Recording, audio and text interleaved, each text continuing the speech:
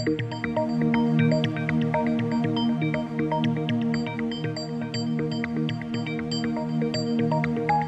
to the Deep Dive. Have you ever signed an agreement, maybe felt a bit rushed, and then later realized, hang on, something you were told wasn't quite right? That sinking feeling when you think a key fact you based your decision on. Well, it turns out it was false. Today, we're diving into exactly that within South African contract law. We're looking at misrepresentation, how false statements can actually unravel a contract you thought was solid. Our mission: to give you a clear, practical understanding using the sources you shared with us. Swift, but thorough. Indeed. And it's crucial because, normally we think of a valid contract needing things like consensus, capacity, legality, all standard stuff. But misrepresentation, it cuts right to the heart of consensus. It's a major disruptor. Okay, so it disrupts the agreement itself. But how does the law distinguish between, say, an honest mistake and something more, well, deliberate? It feels like there must be different levels to this. Misrepresentation sounds like a single term, but I gather it's more nuanced. You're spot on. It is more nuanced. Well, the basic idea is simple. A false statement that pulls someone into a contract, the why behind it is everything. South African law looks closely at the state of mind, the intent of the person making the statement. And based on that, we generally identify three main types. Three types. Okay, let's break those down. What's the first one? Right. First up, and the most serious, is fraudulent misrepresentation. This is where someone makes a false statement and they know it's false, or they're reckless, not caring whether it's true or false. The key is the intention to deceive. Okay, so outright dishonesty, like a seller deliberately hiding a major defect in a car they're selling. Exactly like that. Or think about a business deal where someone inflates profit figures knowingly to secure investment. If you're the one misled by that kind of deliberate lie, the law gives you strong options. You can usually cancel the contract, rescind it is the legal term, and importantly, you can also claim damages for any financial loss you've suffered because of the deceit. Damages as well. That makes sense for deliberate fraud. You mentioned a case earlier, Novik v. Comer Holdings. Yes, Novik. A very important case. Yeah. It really underlined this principle. The court essentially said that when a misrepresentation is made deliberately and it's significant enough to affect the decision to contract, it makes the agreement voidable. It sent a strong signal about the importance of good faith and honesty, especially in commercial dealings. It wasn't just about one dispute, it reinforced a core principle. Voidable, meaning the person who was misled gets to choose whether to cancel it or not. Precisely. The contract isn't automatically dead, but the power shifts to the innocent party. They can choose to uphold it, perhaps if it still suits them despite the lie, or they can choose to undo it and claim damages. Okay, that covers intentional deceit. But what if someone gives false information, but they didn't actually mean to lie? Maybe they were just careless. That leads us perfectly to the second type, negligent misrepresentation. Here, there's no intention to deceive. However, the person making the statement failed to take reasonable care to ensure it was actually true. There's fault, but it's carelessness, not dishonesty. Reasonable care. So they should have checked, but didn't. Like an estate agent saying a roof is brand new without actually verifying the paperwork. That's a classic example. Or perhaps a financial advisor giving advice based on outdated market data they hadn't bothered to update. They didn't intend to mislead, but their lack of care caused the other party to enter the contract based on false information.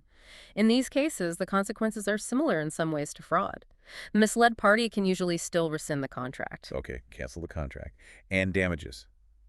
Can they claim for losses here too? Yes, generally they can also claim damages for negligent misrepresentation.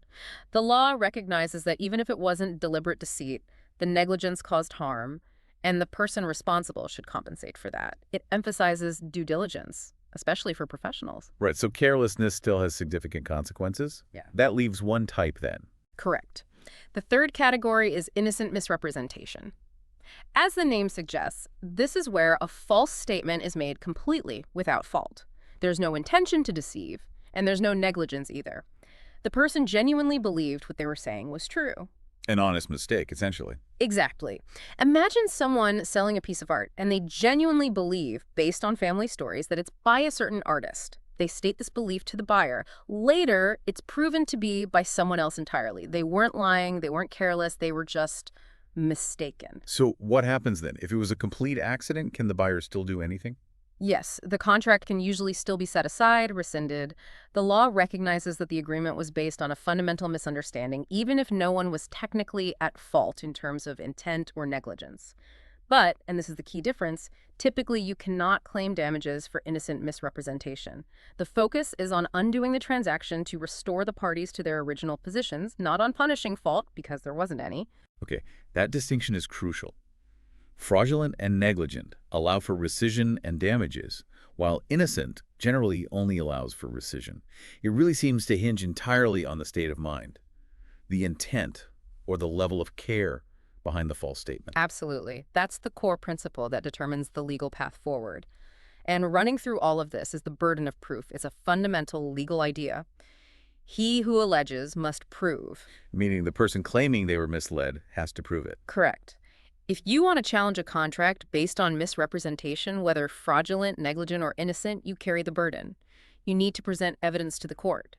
And crucially, you don't just need to prove the statement was false, you also have to prove that you relied on that false statement when you decided to enter the contract. Reliance. Okay, that sounds like a potential hurdle. How do you actually prove you relied on something? It seems quite subjective. It can be challenging, yes.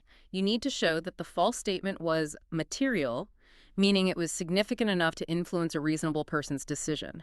And you need to demonstrate a causal link. You have to convince the court that had you known the truth, you either wouldn't have entered the contract at all, or perhaps you would have, but on substantially different terms. So it's not enough to say they told me X and X was false. You have to show they told me X, X was false, and because they told me X, I signed the contract. Precisely. You need to connect the dots. Was the misrepresentation instrumental in your decision? That's the question the court will examine. And this is where the courts play a really vital role, isn't it?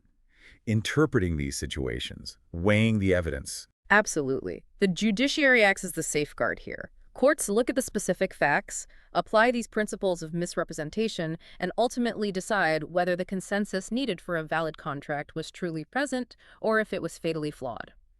Their judgments reinforce the need for fairness and integrity in agreements. They essentially empower individuals who've been potentially deceived, providing a mechanism for justice. It prevents people from being trapped in deals based on falsehoods. Yes, and it protects the very foundation of contract law, which relies on parties dealing with each other honestly, or at least not negligently providing critical misinformation. Stepping back for a moment, what's the bigger picture here? What effect do these legal rules and court decisions have on, say, business practices or just everyday transactions in South Africa? Well, the impact is quite significant. These principles aren't just abstract legal rules. They actively shape behavior. By holding parties accountable for misrepresentations, the law encourages a culture of greater honesty and transparency in dealings. Businesses, professionals, even individuals are incentivized to be more careful, more diligent, and more truthful in their negotiations. So it promotes better behavior overall. I believe so. It fosters trust. When people know there are consequences for misleading others, it helps build a more reliable environment for commerce and agreements generally. This is fundamental for a healthy economy and a legal system that people can actually have confidence in. It underpins informed decision-making for everyone. Okay, so wrapping this up then, the key takeaway for anyone listening seems to be that understanding misrepresentation, these different forms, the crucial role of intent or negligence, and what remedies might be available is really vital. It's fundamental knowledge for navigating contracts in South Africa with your eyes open. Absolutely. Know the types. Fraudulent, negligent, innocent. Understand that proving reliance is key if you need to challenge an agreement. And perhaps, beyond just the legal definitions we've discussed, this deep dive highlights something broader. Which is? It's about the ethical dimension. Every contract carries implicit obligations of honesty and fair dealing. Understanding these nuances of misrepresentation isn't just about knowing your legal rights. It might also prompt you to think differently about your own responsibilities when entering agreements and how carefully you consider the information presented to you before making a commitment. How might knowing this change your approach next time you sign on the dotted line?